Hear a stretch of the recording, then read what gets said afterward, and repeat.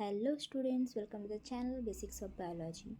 Today we are going to discuss about the fundamental unit of life part 3. Okay, those who have not watched part 1 and part 2, please go and watch. The link is provided in the description box. Okay, so today's topic is what is a cell made up of and the structural organization of a cell. So let's begin. We have already discussed that a cell is the fundamental and structural unit of a life, right? Primarily, a cell is composed of a cell membrane, cytoplasm, and a nucleus. Okay, this cell is made up of several components. These components are called cell organelles.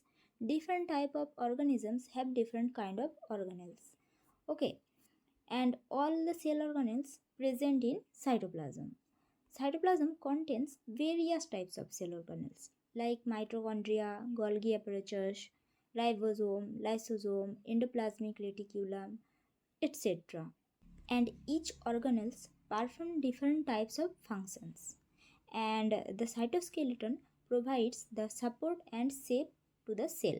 Okay, so we have learned that every cell is composed of cell membrane, cytoplasm, which contains several cell organelles, and a nucleus, right? So, what is a cell membrane?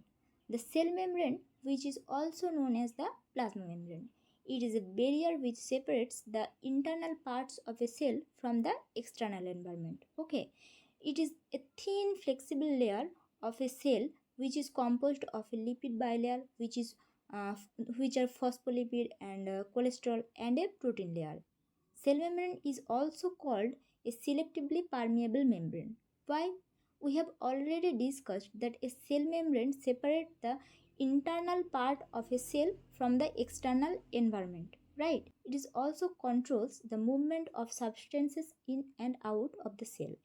Okay, which means it is allows or permit the entry and the exit of some materials in and out of the cell, and it also prevent the movement of some other materials. That's why a cell membrane or a plasma membrane called a selectively permeable membrane. Next, the structure of plasma membrane. So, how can we observe the structure of a plasma membrane? The answer is through a electron microscope.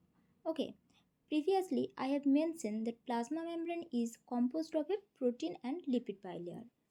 Lipid bilayer is the main structural component of a cell membrane. It is composed of phospholipid and cholesterol, and proteins are attached to the lipid bilayer, and the proteins act as transporter or receptor or as enzymes. Also, glycolipids and glycoproteins are present on the outer surface of a cell membrane, which is functions as a crucial role in a cell recognition and adhesion. Next, function of the plasma membrane. The function of a plasma membrane is very important for a cell because it helps to separate and control the inner and outer part of the cell, right? So, first one is separation. It creates a boundary between the cell's internal and external environment. Next, cell communication. It plays a role in cell to cell communication, allowing cells to interact and respond to their environment. Next, cell protection. I have already discussed that the cytoskeleton provides the structural support to the cell and maintains shape of a cell. Okay. Next, regulation of transport. It controls the movement of molecules and ions in and out of the cell, including nutrients like water, gases, food, etc., and waste products and signaling molecules. Okay, some substances like carbon dioxide or oxygen can move across the cell membrane by a process called diffusion. Okay, we know that diffusion is a process in which substance moves from a high concentration region to a low concentration region.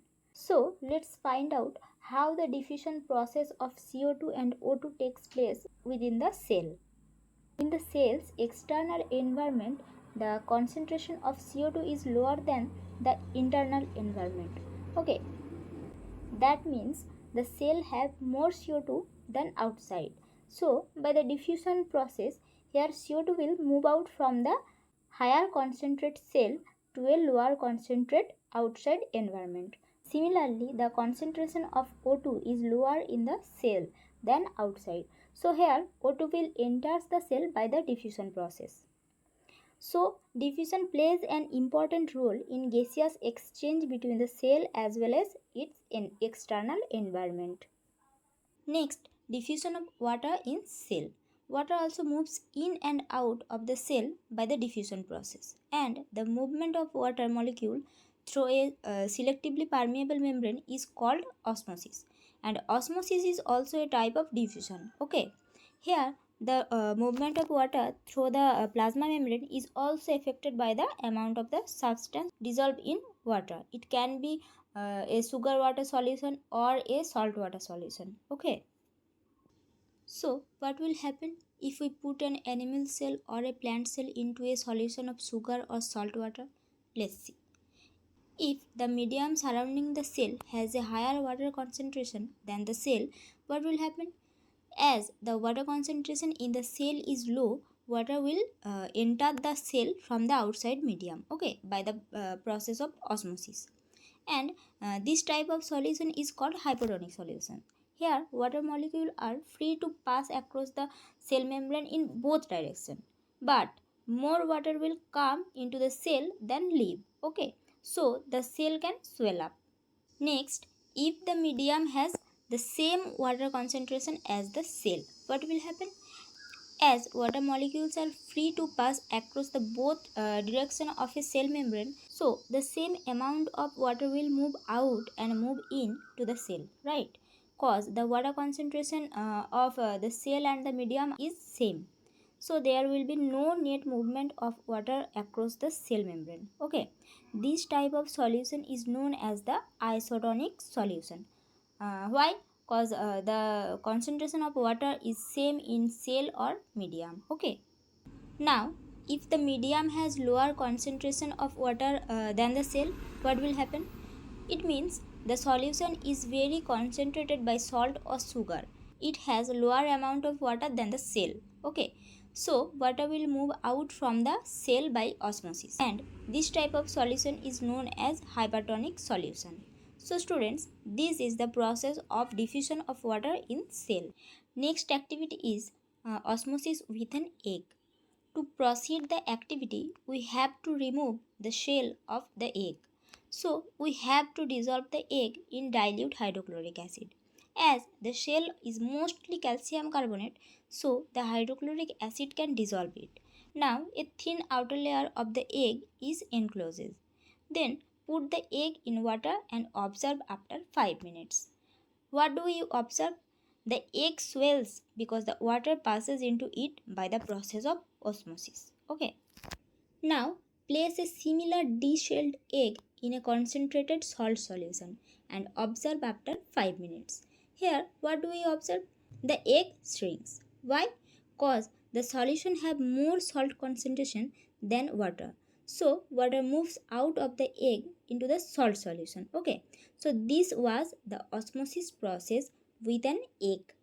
We can observe the same activity with dried raisins or apricots. Next, question answer of the chapter.